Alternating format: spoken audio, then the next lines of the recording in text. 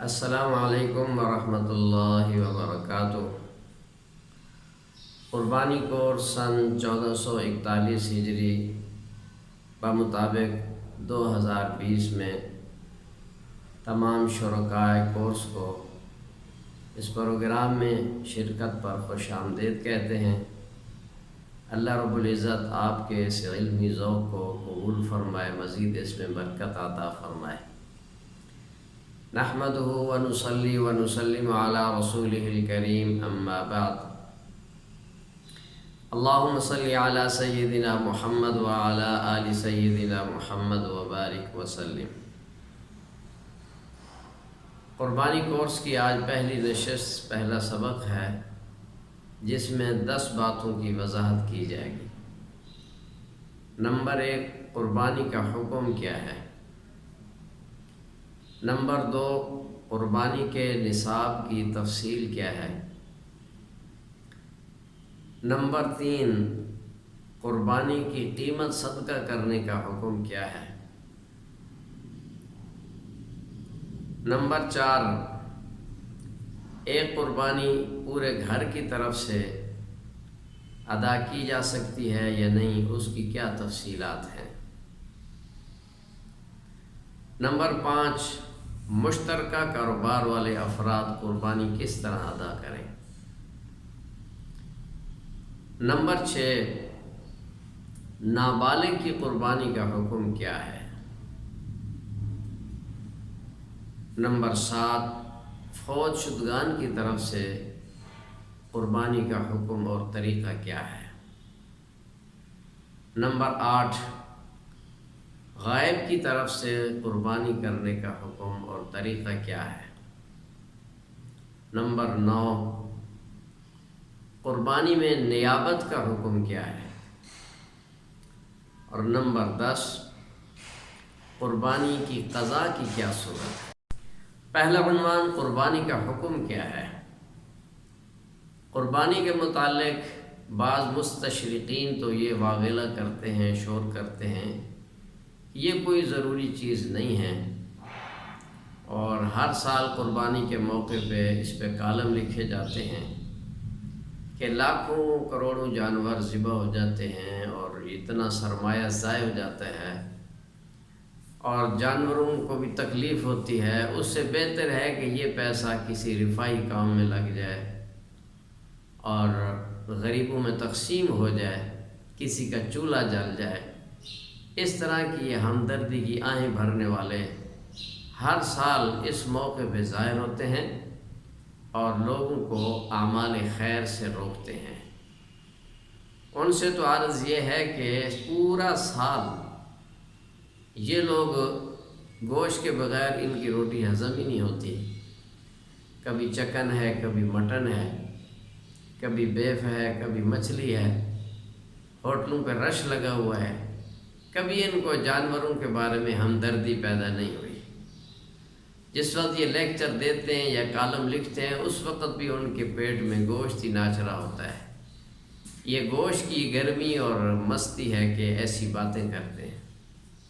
اصل یہ ایک مہم ہے کہ امت کو اعمال سے دور کرو۔ جب اعمال سے دور ہوں گے تو ایمان خالی ہو جائے گا، ایمان خطرے میں پڑ جائے گا۔ مقصد ایمان چھیننا ہے، لہذا ان کی ایسی باتوں پہ قطعاً نہ آنا چاہیے۔ یہ اللہ کی طرف سے، شریعت کی طرف سے ایک شرعی حکم ہے۔ دوسرا طبقہ وہ ہے جو کہتا ہے کہ قربانی اچھی چیز ہے، کرنی چاہیے، لیکن کوئی فرض واجب نہیں ہے، مستحب عمل ہے، کر لو تو اچھا ہے، نہ تو نہ صحیح۔ دلیل اس حدیث کو بناتے ہیں جس میں حضور خاتم النبیین صلی اللہ علیہ وسلم نے ارشاد فرمایا کہ جو شخص قربانی کا ارادہ کرے اس کو چاہیے کہ عشرہ ذی الحجہ میں اپنے ناخن اور بال نہ کاٹے۔ اس کو دلیل بناتے ہیں کہ یہاں ارادے کا ذکر ہے، بھی ارادہ کرے تو ایسا کر لے، نہیں تو نہ صحیح۔ اس کا جواب یہ ہے کہ پھر اسی طرح کی حدیث تو حج کے بارے میں بھی ہے۔ فرمایا جو شخص حج کا ارادہ کرے اس کو چاہیے کہ جلدی کرنی چاہیے، پھر تو حج کی فرضیت بھی ختم ہو جائے گی۔ یہ بھی جہالت والی بات ہے۔ قربانی کا اصل حکم وجوب ہے۔ چنانچہ ابن ماجہ میں روایت ہے، حضرت ابو ہریرہ رضی اللہ تعالی عنہ ارشاد فرماتے ہیں، ان رسول اللہ صلی اللہ علیہ وسلم قال من کان له سعة ولم یضح فلا یقربن مصلانا، جس بندے کے پاس قربانی کرنے کی گنجائش ہو وہ قربانی نہ کرے تو اس کو ہماری عیدگاہ میں آنے کی اجازت ہی نہیں ہے۔ گویا کہ قربانی واجب ہونے کے بعد قربانی نہ کرنے والا مسلمانوں کی صف میں کھڑے ہونے کے قابل ہی نہیں ہے۔ اتنی سخت وعید جو آئی ہے یہ کسی مستحب کام پر، غیر ضروری کام پر نہیں ہوا کرتی، یہ وجوب ہے۔ پہلی امتوں پر بھی قربانی چلی آ رہی ہے۔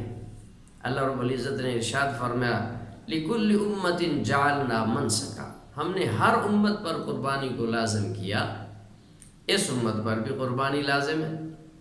باقی ترتیب اور تفصیلات ہر امت کی علیحدہ علیحدہ تھی۔ تو پہلی بات کہ قربانی کا حکم کیا ہے، قربانی واجب ہے، اور نصاب والا اگر قربانی نہیں کرتا تو وہ واجب کا تارک اور گنہگار اور مجرم شمار ہوگا۔ دوسرا مسئلہ قربانی کے نصاب کی تفصیل کیا ہے، کس پر قربانی واجب ہوتی ہے۔ اس سلسلے میں سمجھیں کہ قربانی کا نصاب 52.5 تولے چاندی کی مالیت ہے۔ جو شخص 52.5 تولے چاندی کی مالیت کا مالک ہے اور قربانی کے دنوں میں وہ مالک ہو، چاہے پورا سال مالک تھا یا نہیں تھا، اس کے لیے سال گزرنا شرط نہیں ہے، اس پر قربانی لازم ہے۔ اور اس میں جو اموال شامل ہوتے ہیں 5 قسم کے مال ہیں۔ نمبر 1 سونا، نمبر 2 چاندی، نمبر 3 نقدی رقم، نمبر 4 مال تجارت، نمبر 5 اضافی مال، گھر کا سامان جو ضرورت سے زائد ہو، اضافی پلاٹ جو ضرورت سے زائد ہو، اضافی زمین جو ضرورت سے زائد ہو، چاہے وہ تجارت کی نیت سے نہ بھی ہو، وہ بھی غیر ضروری اموال میں آتی ہے۔ تو 5 قسم کے اموال ہیں۔ زکوٰۃ کے نصاب میں اور قربانی کے نصاب میں یہ فرق ہے۔ زکوٰۃ کے نصاب میں غیر ضروری اموال نہیں آتے، تو قربانی کے نصاب میں 5 چیزیں آ گئی، سونا، چاندی، نقدی رقم، مال تجارت اور غیر ضروری اموال، چاہے وہ پراپرٹی کی شکل میں ہوں یا گھریلو غیر ضروری سامان کی شکل میں ہوں۔ مثلا 3 سوٹ سے زائد کپڑے غیر ضروری، ایک بندے کے کئی جوتے ہوتے ہیں، تو 2 ایک گرمی سردی کا ضرورت ہے، باقی غیر ضروری ہیں۔ اسی طرح گھر میں سیندریاں ہیں، کمپیوٹر ہے جو ایسے ہی بس اپنی ٹائم پاسی کے لیے رکھا ہوا ہے، کوئی اس کے کاروبار کا حصہ نہیں ہے۔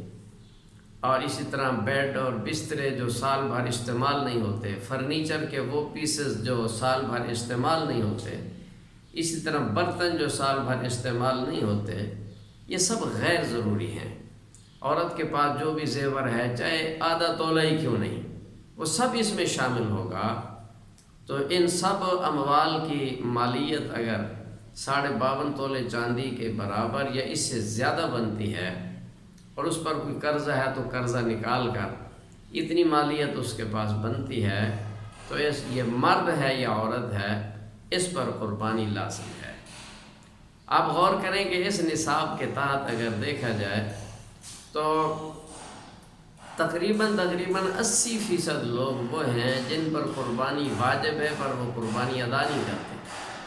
خاص طور پہ خواتین کا طبقہ، شادی کے بعد تقریباً اکثر خواتین پہ قربانی واجب ہو جاتی ہے کہ ان کے پاس جہیز کا سامان اتنا زیادہ ہوتا ہے اور زیور بھی ہوتا ہے، اور جہیز میں بہت ساری چیزیں غیر ضروری بھی ہوتی ہیں۔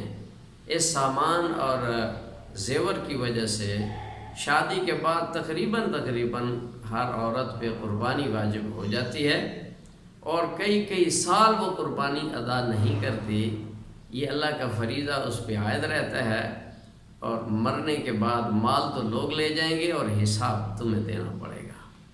اس لیے فکر کرنی چاہیے، گزشتہ سالوں کی قربانی کی قضا کی فکر بھی کرنی چاہیے، جس کا طریقہ چند لمحے بعد انشاءاللہ عرض کریں گے۔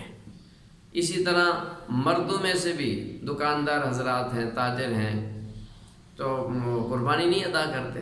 گھر میں بہت سارا مال سامان پڑا ہوتا ہے، لیکن وہ عرف میں غریب مشہور ہوتے ہیں، لوگوں سے زکاتیں بھی لیتے رہتے ہیں، غریب شمار ہوتے ہیں، حالانکہ شریعت کی نظر میں وہ غریب نہیں ہیں۔ یہ لوگ نصاب کے مالک ہیں اور انہیں اللہ کا فریضہ ادا کرنا چاہیے، اور یہ سوچنا چاہیے کہ آج ہمیں موقع اللہ نے دیا ہے، عید سر پہ آ گئی ہے، قربانی کا موقع، اگلے سال پتہ نہیں ہم زندہ رہیں گے یا نہیں رہیں گے، کیا پتہ یہ زندگی کی آخری عید اور آخری قربانی ہو۔ اس لیے ایسے موقع پہ تو چھلانگ لگانی چاہیے، حتیٰ کہ قرضہ لے کر بھی آپ قربانی کر سکتے ہیں کہ قرضے اترتے رہیں گے، قربانی میں نے ہر حال میں دینی ہے۔ جس طرح گھر میں بیمار ہو جائے، پیسہ نہیں ہے تو کیا کرتے، وہ جی بندہ بچاؤ، قرضے اترتے رہیں گے، قرضہ لے کر بھی دوائی لیتے ہیں۔ تو یہ قربانی یاد رکھو آخرت کی دوائی ہے، آخرت کا خزانہ ہے، اللہ پاک عمل کی توفیق عطا فرمائے۔ تیسرا عنوان ہے قیمت صدقہ کرنے کا حکم۔ بعض لوگ کہتے ہیں کہ قربانی چلو نہیں دیتے، اس کی قیمت مسجد میں دے دیتے ہیں، مدرسے میں دے دیتے ہیں، کسی غریب کو دے دیتے ہیں، اس کا بھلا ہو جائے۔ تو یاد رکھو قیمت صدقہ کرنے سے قربانی ادا نہیں ہوتی، حتیٰ کہ 10 گنا قیمت زیادہ بھی دے دیں، قربانی 20,000 کی ہے کہ آپ 2 لاکھ روپیہ قربانی کی نیت سے صدقہ کر دیں، قربانی ادا نہیں ہوگی۔ قربانی کے لیے تو ذبح، خون بہانا جانور کا، اس کا یہی طریقہ ہے۔ جس طرح موبائل کمپنی والوں نے ایزی لوڈ کا طریقہ بتلایا ہے، آپ اس طریقے کے مطابق 50 روپے بھی بھیجیں گے تو پہنچ بھی جائیں گے اور اس پر کال بھی ہو جائے گی۔ کمپنی کے طریقے سے ہٹ کر آپ 10,000 کا بھی لوڈ ڈلوا لیں، ایک نمبر بھی گڑبڑ ہو جائے تو نہ تو آپ کا لوڈ پہنچے گا نہ کال ہو سکے گی۔ اسی طرح شریعت کی باتوں کو بھی من و عن تسلیم کرنا چاہیے، اس میں چون چراں اور اپنی عقلی دلیلیں نہیں ڈالنی چاہیے۔ دیکھو دنیا کے کاموں میں ہم عقلی دلیلیں نہیں ڈالتے، کمپنی، ادارہ، ڈاکٹر جو تجویز کر دیتا ہے آنکھیں بند کر کے ہم اس کو تسلیم کرتے ہیں، جب بات شریعت کی آتی ہے تو عقل دوڑانے لگ جاتے ہیں، پوچھنے والا جو کوئی نہیں ہے۔ تو قربانی کا یہ قیمت صدقہ کرنے سے قربانی ادا نہیں ہوتی۔ البتہ غفلت کی، سستی کی ہے اور قربانی نہیں کر سکا اور زمانہ قربانی کا گزر گیا، تو اب یہ ہے کہ اس کی قیمت صدقہ کرے گا۔ چوتھا عنوان ہے کہ ایک گھر کی طرف سے، ایک پورے گھرانے کی طرف سے ایک جانور کی قربانی۔ بہت سے گھروں میں یہ رواج ہے کہ گھر کا جو وڈیرا ہوتا ہے نا، بس اسی کی قربانی ہوتی ہے، سب گوشت کھاتے ہیں اور سارے مطمئن ہوتے ہیں جی ہماری قربانی ہو گئی، وڈیرے کی قربانی ہو گئی تو ہماری ہو گئی۔ یاد رکھو یہ غلط سوچ ہے، یہ گوشت خوری ہے، قربانی نہیں ہے۔ قربانی تو وہ ہے جو شریعت کے حکم کے مطابق ہو۔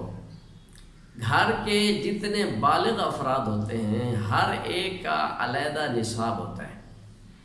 گھر میں بڑے صاحب ہیں، اس کی اہلیہ ہے، اس کا بیٹا ہے، اس کی بہو ہے، بیٹیاں ہیں، ہر بالغ کا علیحدہ نصاب شمار ہوتا ہے۔ اگر ہر گھر کے مثلاً 5 افراد ہیں، ان میں 3 افراد صاحب نصاب ہیں، میاں بیوی صاحب نصاب ہیں، بہو ان کی صاحب نصاب ہے، تو ان پر 3 قربانیاں لازم ہوں گی، ایک قربانی کفایت نہیں کرے گی۔ گھر میں جتنے بالغ افراد ہیں ہر ایک کا نصاب علیحدہ دیکھا جائے گا، جتنے بھی صاحب نصاب ہوں گے ان کے ہر ایک پر علیحدہ قربانی ہوگی۔ اگر ایک بندے کی طرف سے قربانی ہوئی ہے بھی چلو ایک بڑے کی طرف سے ہو گئی تو سب کی ہو گئی، اس میں قربانی تو ایک کی طرف سے ہوئی، اور باقی جو جن بالغین نے قربانی نہیں دی، جن پر لازم تھی، وہ گناہگار ہیں، وہ مجرم ہیں، انہیں اس کوتاہی پر حساب دینا پڑے گا۔ اور ایک صورت یہ ہوتی ہے کہ ایک جانور کو پورے گھرانے کی طرف سے بغیر متعین کیے قربان کیا جاتا ہے۔ اس میں یہ متعین نہیں ہوتا کہ یہ فلاں فرد کی طرف سے، نہیں جی، پورے گھر کی طرف سے قربانی ہے، خاص فرد کی نیت نہیں ہے۔ تو اس صورت میں وہ کسی کی طرف سے بھی نہیں ہوگی، وہ صرف گوشت ہے، بسم اللہ پڑھ کے چونکہ ذبح کیا ہے، گوشت تو کھا سکتے ہیں، لیکن وہ قربانی کسی کی طرف سے بھی نہیں ہوگی۔ اور ایک ترتیب یہ ہوتی ہے کہ گھر میں بعض لوگوں نے باریاں بنائی ہوئی ہوتی ہیں، اس سال فلانے کی طرف سے قربانی، اگلے سال جی پچھلے سال ہماری ہوئی تھی، اگلے سال فلانے کی ہو جائے، اگلے سال فلانے کی۔ یہ ترتیب بھی غلط ہے۔ جو بھی صاحب نصاب ہے اس پر ہر سال قربانی لازم ہے، جس سال اس کا نصاب ہوگا اس سال قربانی لازم ہوگی۔ اور یہ باریاں لگانے والے بسا اوقات بچوں کو بھی شامل کر لیتے ہیں، جب بڑوں کے نمبر ختم ہو گئے تو اگلے سال چھوٹے بچوں کی قربانی کر دی، جو پچھلے سال اس کی نہیں ہوئی تھی اس دفعہ اس کی کر لو۔ یہ بھی خلاف شرع بات ہے۔ شریعت کے مسائل سیکھنے چاہیے، پوچھ کر کرنا اور کر کر پھر بتانا، نہ یہ کہ عمل کر کے پھر پوچھتے رہیں جی ہم نے اس طرح کیا ہے تو اب اس کا شرعی حکم کیا ہے۔ عمل کر کے اگر پوچھیں گے تو نقصان اٹھائیں گے، دنیا کا بھی نقصان ہوگا اور آخرت کا بھی نقصان ہوگا۔ پانچواں عنوان ہے مشترکہ کاروبار والے افراد پر قربانی کا وجوب، وہ کیسے قربانی دیں۔ مشترکہ کاروبار کی دو صورتیں ہیں۔ ایک صورت تو یہ ہے کہ ایک کاروبار والد کا ہوتا ہے اور بیٹے اس کے کام میں شریک ہوتے ہیں، بیٹے بھی بالغین ہیں، شادی شدہ ہیں، باپ کے ساتھ ہی رہ رہے ہیں، ان کی بیوی بچے بھی ہیں، ان سب کے اخراجات بھی اسی دکان سے پورے ہوتے ہیں، تو والد کے اخراجات بھی اسی سے پورے ہوتے ہیں۔ کام گویا بیٹے کرتے ہیں، نام والد کا ہی چل رہا ہوتا ہے، فلانے کی دکان ہے۔ والد جب بوڑھا ہو جاتا ہے تو پھر وہ دکان پہ آنا بھی کم کر دیتا ہے، اس کا حاضری بھی کم ہو جاتی ہے۔ ایسی صورت میں حکم یہ ہے کہ یہ کاروبار اصل میں والد ہی کا ہے، بیٹے والد کے معاون ہیں، اس کی خدمت کر رہے ہیں، اس خدمت کے بدلے میں والد ان کو خرچہ وغیرہ دے دیتا ہے، اس میں مالک صرف باپ ہی ہے۔ لہذا ان بیٹوں کی اس دکان کے علاوہ کوئی علیحدہ ملکیت نہیں ہے، کسی کے ملک میں کوئی ایسا پلاٹ یا اس کے ملک میں کوئی اضافی سامان نہیں ہے، تو پھر قربانی صرف باپ پر ہوگی، بیٹوں پر قربانی نہیں ہے۔ البتہ ان بیٹوں کی جو بیویاں ہیں وہ اگر صاحب نصاب ہیں تو بیویوں کی قربانی ہوگی۔ اور اس ضمن میں ایک بات یہ بھی سمجھ لیں کہ عورتیں بسا اوقات کہتی ہیں جی زیور تو ہمارے پاس ہے، سامان تو ہے، پیسے نہیں ہیں، قربانی کیسے دیں؟ یہ پیسے نہیں ہیں تو یہ تمہارا مسئلہ ہے، کچھ سامان بیچ دو، زیور کا کچھ حصہ بیچ دو، کسی سے قرض لے لو، خامن سے ہی قرض لے لو، قربانی تو بہرحال کرنی ہے۔ تو بیٹوں پر اس صورت میں قربانی نہیں ہے، بیٹوں کی بیویاں اگر نصاب کی مالک ہیں ان پر قربانی لازم ہے۔ دوسری صورت ہے مشترکہ کاروبار کی کہ چند افراد آپس میں مشترکہ سرمایہ کے ساتھ شریک ہیں، چاہے وہ بھائی ہوں یا بھائی نہ ہوں، ان میں سے ہر ایک کی علیحدہ ملک شمار ہوگی۔ اگر مجموعہ کاروبار اتنا ہے کہ مثلاً 5 افراد شریک ہیں، اس کاروبار کے پورے حجم کو، پوری انویسٹمنٹ کو، سارے سرمایہ کو 5 حصوں میں تقسیم کیا جائے تو ہر بندے کے حصے میں اتنا مال آ جاتا ہے کہ وہ نصاب کا مالک بن جائے، پھر تو ہر ایک پر قربانی لازم ہوگی۔ اگر 5 حصوں پر تقسیم کرنے کی صورت میں کسی ایک کا بھی نصاب مکمل نہیں ہے، مثلاً آج کل 52.5 تولے چاندی کی مالیت کوئی 50-55 ہزار ہے، 5 حصوں میں تقسیم کیا تو ہر فرد کے حصے میں 40-40 ہزار آ رہا ہے، اور لیکن مجموعی طور پہ وہ نصاب بنتا ہے، مجموعی طور پہ تو نصاب بن گیا، علیحدہ نصاب نہیں بنتا۔ تو یہ چونکہ ہر ایک کی ملک علیحدہ ہے تو اس صورت میں کسی پر بھی قربانی لازم نہیں ہوگی، مشترکہ مجموعی پہ بھی نہیں ہے اور ہر ایک پہ علیحدہ بھی نہیں ہے، واجب نہیں ہے۔ اگر کوئی ویسے نفلی طور پہ دینا چاہے تو دے سکتا ہے، کوئی حرج نہیں ہے۔ چھٹا عنوان ہے نابالغ پر قربانی۔ یاد رکھیں شریعت کے جتنے احکام ہیں اور ان میں خصوصاً معاملات، عبادات، اس کا تعلق بلوغ کے ساتھ ہے۔ اس کی نماز، اس کے روزے، حج، زکوٰۃ، یہ سب بالغ ہونے کے بعد لاگو ہوتے ہیں۔ اسی طرح قربانی بھی بلوغ کے بعد لازم ہو گئی۔ کوئی بچہ اگر بلوغ سے پہلے ہی مالدار ہو گیا، ایسا ہو سکتا ہے، کبھی وراثت میں جائیداد مل جاتی ہے یا کسی اور وجہ سے، چاہے وہ غنی کیوں نہیں ہے، نہ اس پر قربانی ہے، نہ حج ہے، نہ زکوٰۃ ہے۔ چنانچہ شریعت مطہرہ کا ضابطہ ہے فَتَجِبُ التَّضْحِيَةُ عَلَى كُلِّ حُرٍّ مُسْلِمٍ مُقِيمٍ مُوسِرٍ عَنْ نَفْسِهِ لَا عَنْ طِفْلِهِ، کہ قربانی جو واجب ہوتی ہے ہر مسلمان پر جو آزاد بھی ہو اور مقیم ہو یعنی مسافر نہ ہو، موسرن صاحب نصاب ہو، مالدار ہو، اپنی ذات کی طرف سے واجب ہوگی، اپنی اولاد کی طرف سے نہیں۔ تو اس سے یہ بات واضح ہو گئی کہ گھروں میں جو بعض گھروں میں نظام ہوتا ہے کہ باری باری قربانی دیتے ہیں، تو بسا اوقات چھوٹے بچوں کی باری آ جاتی ہے، اس سال بڑے قربانی نہیں دیتے، تو چھوٹے بچے کی قربانی دینے سے بڑوں کی قربانی ادا نہیں ہوگی، ان پر وہ وجوب اسی طرح قائم رہے گا۔ جو بچوں کی طرف سے دی ہے اس کا حکم تو بس پھر گوشت کا ہی رہے گا، کیونکہ ادائیگی تو ہوئی نہیں ہے۔ اللہ پاک دین۔ 7واں نمبر ہے فوت شدگان کی قربانی۔ جو لوگ فوت ہو جاتے ہیں ان کا حکم کیا ہے؟ تو جو فوت ہونے والا اگر وصیت کر جائے کہ میرے مال سے قربانی ادا کرنی ہے، یا کوئی جانور خرید گیا اور موت آ گئی، وصیت کی صورت میں تو ورثاء پر قربانی ادا کرنا واجب ہے، اس کے تہائی مال میں سے قربانی ادا کریں گے۔ اگر وہ وصیت نہیں کر گیا پھر اس کی طرف سے قربانی واجب نہیں ہے، البتہ ورثاء میں سے یا اس کے جاننے والوں دوستوں میں سے، اس سے محبت کرنے والوں میں سے کوئی بھی اگر قربانی کرے تو ثواب اس کو پہنچے گا، اور یہ قربانی نفلی قربانی شمار ہوگی۔ در حقیقت یہ قربانی اپنی طرف سے کرے گا، قربانی اس کی اپنی ہی شمار ہوگی، لیکن ثواب میت کو پہنچے گا۔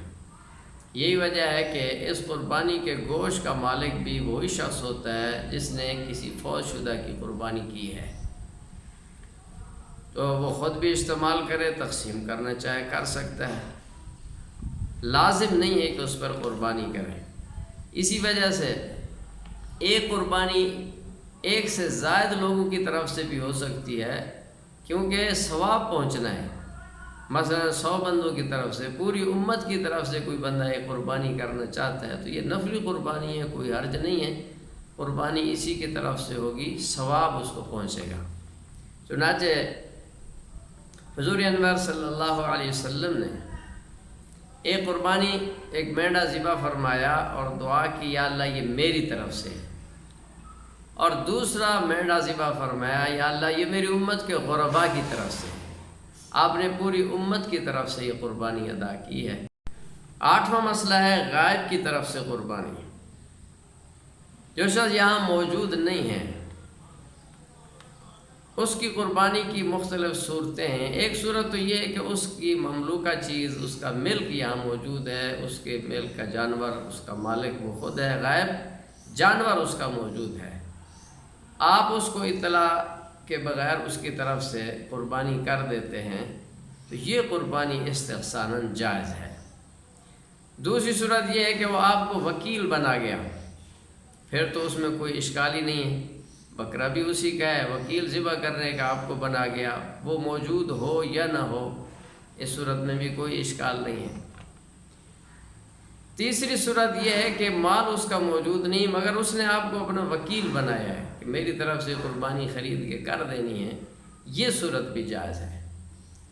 اور چوتھی صورت یہ ہے کہ آپ اس کی طرف سے قربانی کرتے ہیں، نہ اس کا ملک ہے، نہ اس کے آپ وکیل ہیں، اتنی بات یہ ہے کہ آپ یہ سمجھ رہے ہیں کہ میں اس کی طرف سے قربانی کر دوں، وہ جب آئے گا تو میں اس سے پیسے لے لوں گا۔ جب وہ آیا اور اس نے پیسے دے بھی دیے تو یہ قربانی غیب کی طرف سے صحیح نہیں ہوگی، کیونکہ نہ اس نے آپ کو وکیل بنایا ہے نہ اس کا ملک ہے۔ اور اسی ضمن میں یہ سمجھیں کہ آج کل جو ٹرسٹ ہیں یا اجتماعی قربانیاں ہوتی ہیں، ٹرسٹ پیسے جمع کرتا ہے، بعض مدارس بھی ایسا کر رہے ہیں، تو آپ جو ان کو پیسے جمع کراتے ہیں مدرسے والوں کو آپ اپنا وکیل بناتے ہیں، وہ آپ کی طرف سے ہی جانور خریدتے ہیں اور ذبح کرتے ہیں، وہاں آپ کا موجود ہونا یا آپ کو اطلاع دینا کوئی ضروری نہیں۔ وہ مسئلہ ہے نیات کا بیان، کہ قربانی کرتے ہوئے نیت صحیح ہونی چاہیے، خالص اللہ کی رضا ہونی چاہیے۔ یہ معاملہ بڑا گمبھیر ہے، اللہ کی رضا والی قربانی بہت کم ملتی ہے، ورنہ کبھی تو مقصود یہ ہوتا ہے کہ چلو قربانی گھر کی ہو جائے، بچے دوسروں کے گھر نہ دیکھیں، ہم کسی کا انتظار نہ کریں گوشت کا، قربانی اپنی ہو جائے۔ یہ نیت گوشت خوری کی ہے۔ بعض اس لیے قربانی کرتے ہیں کہ لوگ کیا کہیں گے، جی مالدار آدمی ہے قربانی نہیں کرتا، چلو ایک آدھی کر دو، یہ بھی اپنی عزت بڑھانے کے لیے۔ بہت سی نیتیں ہیں، دکھلاوا مقصود ہوتا ہے، کبھی بڑا جانور بڑی جانور لے کے اس کی تصویریں فیس بک پہ چڑھائی جاتی ہیں، ریٹ لگائے جاتے ہیں، بعض جانوروں کے ساتھ ڈھول والوں کو بھی لگا دیتے ہیں، ان کو علیحدہ پیسے دیتے ہیں، وہ ڈھول بجا کر جانور کی تشریح کرتے ہیں، اس کی تشہیر کرتے ہیں۔ یہ سب خرابیاں ہیں، اور اس سے ثواب ہی برباد نہیں ہوتا بلکہ ثواب برباد کے ساتھ ساتھ جوتے بھی پڑیں گے۔ خالص اللہ کی رضا کے لیے قربانی ہو۔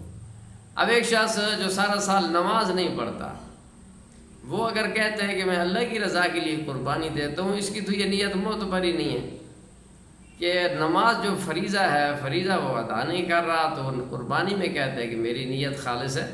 کیسے اس کی نیت خالص ہو سکتی ہے؟ اس کے دل میں اگر اللہ کا ڈر ہوتا اور شریعت کے حکم پر عمل کرنا مقصود ہوتا تو نماز اس سے زیادہ اہم ہے۔ روزہ خوری کی ہے، روزے رکھے نہیں، آج قربانی کے لیے وہ آ گیا۔ تو جب نیت فاسد ہوتی ہے وہ قربانی برباد ہو جاتی ہے، اور یہ وما اہل لغیر اللہ کے حکم میں آ جاتا ہے وہ جانور، اس کا تو گوشت کھانا بھی صحیح نہیں ہوگا کہ وہ عام گوشت بھی نہیں بن سکتا۔ اس لیے اجتماعی قربانیوں میں خاص طور پہ اس کا خیال رکھا جائے، جب ایک جانور میں کئی شرکاء ہوتے ہیں، 6 لوگوں کی نیت ٹھیک ہے، ایک بندے کی نیت اگر گڑبڑ ہے تو اس کی قربانی بھی برباد، باقی 6 لوگوں کی قربانی بھی برباد ہو جاتی ہے۔ تو نیت کا سنبھالنا بڑا ضروری ہے۔ فرمایا انما الاعمال بالنیات، کہ عمل کا جو دار و مدار ہے وہ نیت کے مطابق ہے۔ نیت صحیح ہوگی تو عمل قبول ہے، ورنہ مردود ہے۔ 10ویں نمبر پر ہے قربانی کی قضا۔ قربانی کی قضا کے متعلق سمجھیں کہ اگر پچھلے سالوں کی قربانی رہی ہوئی ہے یا اس سال بھی قربانی نہیں کر سکا، گزر گیا، تو قضا اس پر بہرحال لازم ہے۔ جیسے نماز چھوٹ جائے قضا لازم ہے، وتر واجب ہے، چھوٹ جائیں تو قضا لازم ہے، اسی طرح قربانی کی قضا بھی لازم ہے۔ بلوغ سے لے کے اب تک جتنا عرصہ قربانی نہیں ادا کی، قربانی جن سالوں میں واجب تھی ادا نہیں کی گئی، تو ان کی قضا لازم ہے، ورنہ اس پر پکڑ ہوگی، اس کا حساب دینا پڑے گا۔ مال اللہ کی نعمت ہے، اس کا میں سے حصہ نہیں دیا تو حساب تو دینا پڑے گا۔ اب قضا کا طریقہ کیا ہے؟ بعض لوگ یہ کرتے ہیں جی اگلے سال ہم 2 قربانیاں دے دیں گے، ایک پچھلے سال کی قضا اور ایک اس سال کی۔ یہ طریقہ ٹھیک نہیں ہے۔ قربانی کی قضا اب جانور کے ذریعے نہیں ہوگی، قربانی کی قضا اب قیمت کے ذریعے ہوگی۔ جب یہ 3 دن گزر گئے، اب اس قربانی کی جو اس وقت کی قیمت ہے وہ صدقہ کرنا ہوگا۔ اور پچھلے سالوں کی جو قربانیاں ہیں، اگر زیادہ عرصے کی ہیں، 10 سال 20 سال کی قربانیاں ہیں، تو اس کی قضا کی صورت کیا ہے؟ افضل صورت تو یہ ہے کہ اس سال جو قربانی کا ریٹ ہے اسی اعتبار سے پچھلے 10 سالوں کا ریٹ متعین کر کے اتنی قیمت صدقہ کر دی جائے، افضل تو یہی ہے۔ اگر اتنی گنجائش نہیں ہے، وسعت نہیں ہے، تو پھر پچھلے سالوں کا حساب لگا لیا جائے۔ مثلا اس سال اگر حصے کی قیمت 10,000 ہے تو پچھلے سال فرض کرو 9,000 تھی، آج سے 5 سال پیچھے چلے جاؤ تو 7,000 8,000 تھی۔